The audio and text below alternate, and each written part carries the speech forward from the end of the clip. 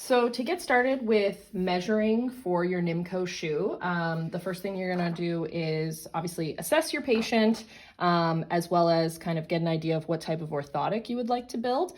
Remembering that the beauty of Nimco is Biotech can make your orthotic for you, so you can fill out one of our order forms and use the TechMed 3D Size Me or foam box cast or plaster to send to Biotech. Or you can manufacture your own orthotic as long as we have all of the information about how you plan to build it, thicknesses, etc. So once you've done those two steps, you'll then move on to your pedigraft. So I always recommend doing your pedigraft at the very beginning of this process because you're going to need it throughout for different information.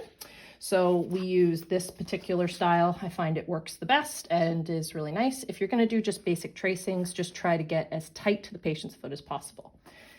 You'll see on this pedigraft, I've got the two lines at the base of the heel. What I do there is I go around with the pen and then I actually angle the pen inward and around the heel to try and compensate a bit for A, fat pad, and B, that the pen will add sometimes approximately 4 to 5 millimeters of extra length that in the end isn't necessary for your patient's foot. Once you have the tracing, for your measurement form, you see here that number 1 says foot length from pedigraft and met joint width from pedigraft for both left and right. So you're going to measure from your inner width of the heel up to the longest toe. So if your longest toe happens to end up being your second toe, you go by your longest toe, measuring from base to the longest toe, which in this case, 27.5. And we use centimeters, not inches, as Portugal and Nimco prefer that. Then same thing with your metatarsal width. You'll see I go a little to the inside of that line. Again, your pen, depending on how close you can get it, can account for a little extra width that's unnecessary, and your upper will account for some of that as well. So then you measure between the two, grabbing your number 2 measurement, your met joint width. You'll see here these lines on either side of the foot that I've drawn. This helps us to decide if you need a broken last or a natural last, which we'll look at in the Nimco app in a moment.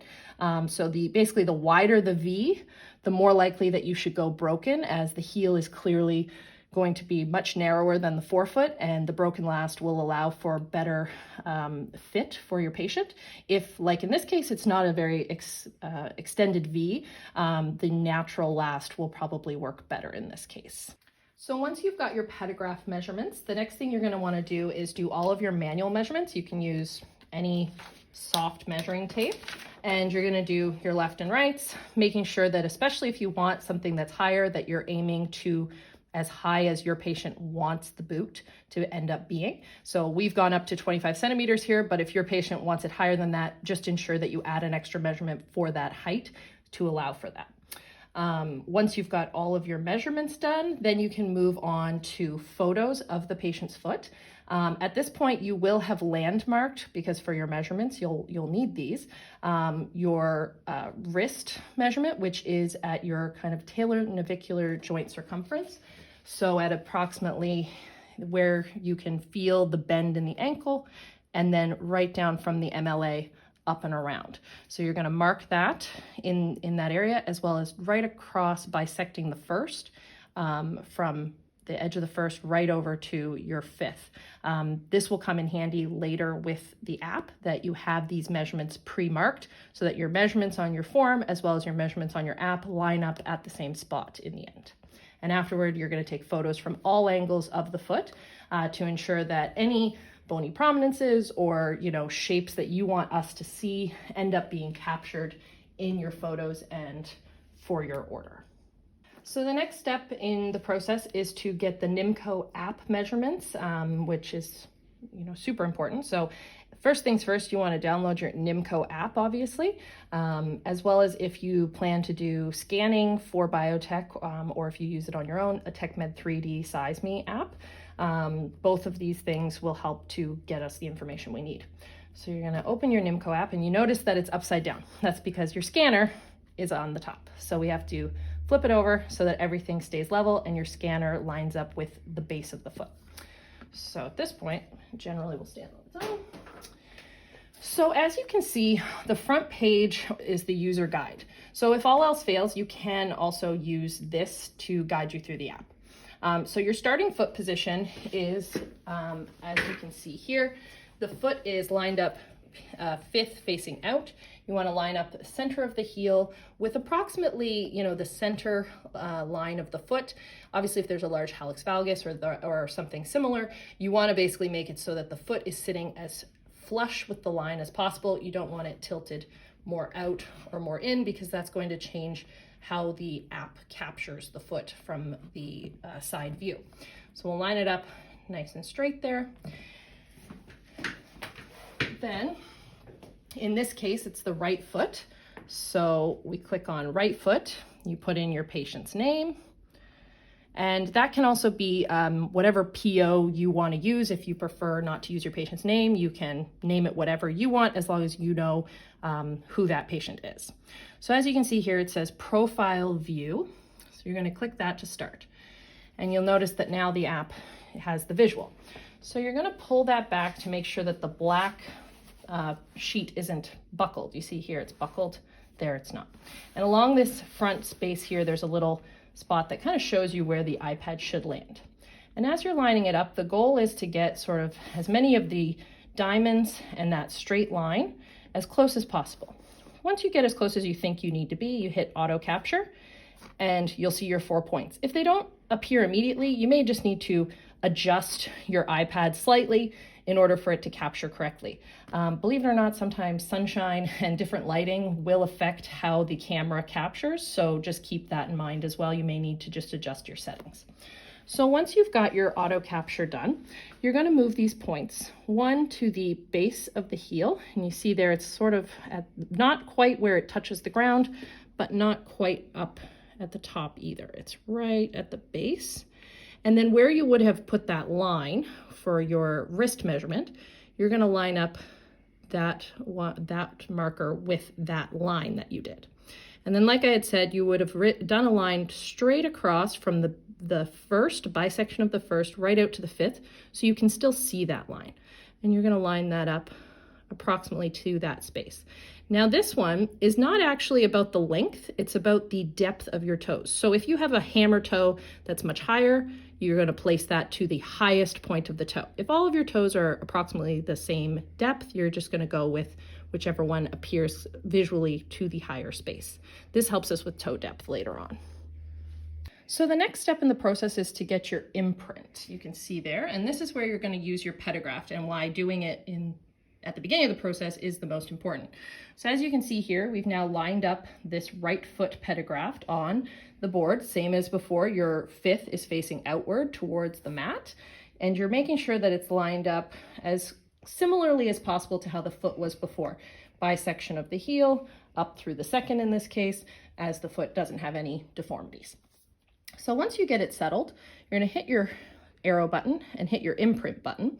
As you can see, again, there's an auto capture and there's diamonds and lines on either side. The goal is to line up the diamonds and lines while you auto capture.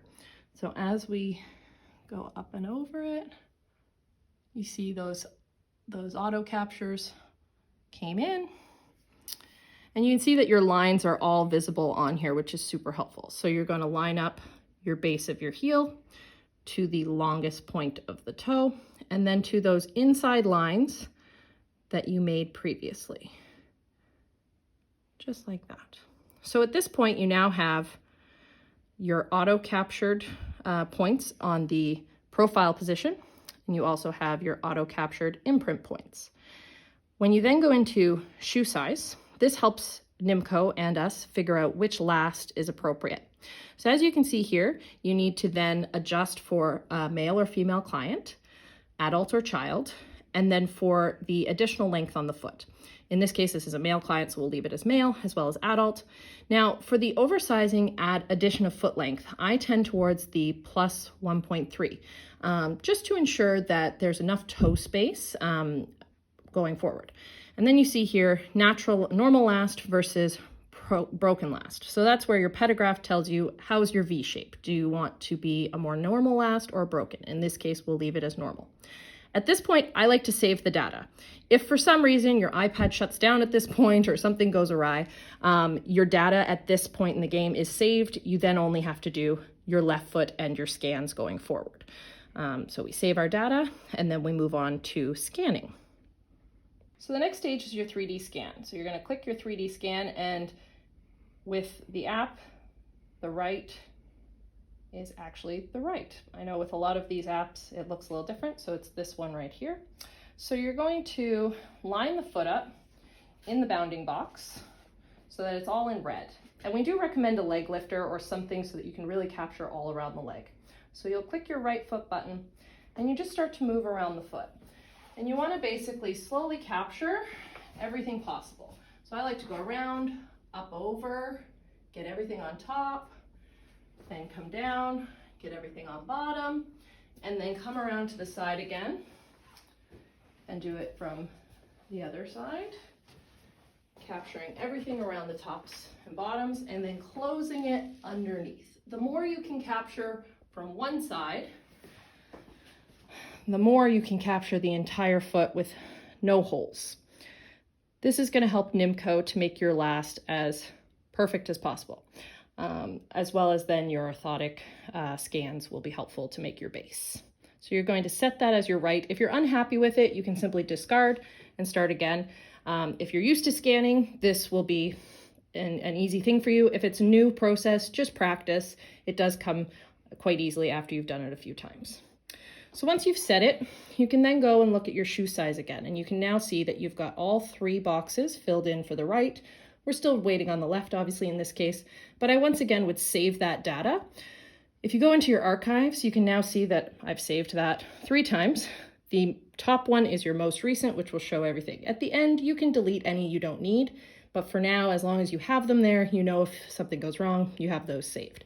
Next step is obviously to design the shoe with the patient. Now you can do this at the very beginning or at the very end. Some patients are more about how it's going to look and what it's going to do rather than the process behind it. So this part can be quite fun. So we pull up our website. You can also have the catalog book if for some reason you're at a clinic remotely that doesn't have internet access, or your patient just prefers to hold paper. That's an option that we will send to you. On the website, though, the really exciting part is that the patient can fully design their own shoe. So any pair of footwear that they want to look at in the MCO line that is a predetermined by Nimco is completely adjustable with different design protocols. So for instance, with this Mason shoe, they can get it as is in any of these styles that Nimco has predetermined are, that patients like the look of. But if they want Velcro rather than laces, you can switch it to a Velcro.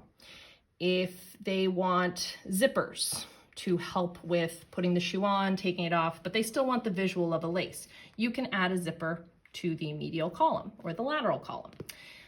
If they want a different soling based on a different shoe that they saw within the catalog, we can change that. Colors, design, style can all be adjusted to this look. So what you're going to do if they don't want one of the predetermined, or they like some parts of it but not the whole, you're simply going to go to Customize. And then you have a fully neutral shoe of the style, but no colors or textures or design at this point. So if they decide they want Velcro, you can switch it to a Velcro shoe, and they can see what that would look like. And then at any point, you can start going through with your leather swatch or your split suedes, whatever you'd like, and selecting different colors, different ways that this shoe can look for the patient, as well as solings, liners, and all of the above. And you can zoom in and out for the patient to see. Once this is done, you're going to you can save that information to your bio and then send it off to biotech for that order. If the patient just wants it as is, you simply let us know that they want the Mason with the reference number attached to it and the color scheme. We can then make sure that that exact shoe gets ordered for them as is with no changes. If we recommend any changes, we will let you know, and that would be based more on the patient's foot and their needs. So this is the part that biotech will do for you behind the scenes with Nimco's help. Based on your measurements, your photos, and the information that you provide us, we can then help to decide, are you going to go with an MCO line, which would be something that looks a bit like this. Once the last is inside, we can make adjustments based on hallux valgus, hammer toes, needing more space for the circumference, all of the above. And as you can see here, we have direct control over that. So if there's a large hallux valgus on the left foot, we can add many, many millimeters of help in that area. So the upper will then adjust for that addition. And there's many other options for additions to ensure that the last is made completely to your patient's needs and specifications, as well as for your orthotic. So with the MCO line, we would help determine last as well as adjustments. There's also the orthopedic line where they physically make a wooden last based on all measurements given. And again, we would then adapt for excessive hallux valgus, hammer toes, or other specific needs, amputations, etc. With all of that in mind, we then can absolutely add protective soling, toe caps if the patient needs protective toe, reinforced insoles, wedges, and flares, as well as rocker soles. We can give them exact specifications for how you'd like your rocker sole to function, as well as more observations and thoughts on the patient. So another exciting part of the Nimco line is that we are able to do test shoes to ensure fit.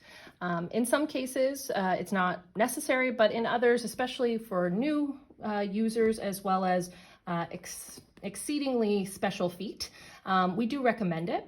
So as you can see here, there are 3 different types of test shoes depending on how aggressive you want your test shoe to be. This one here is a flexible foil plastic, similar to how this plastic would fit and mold.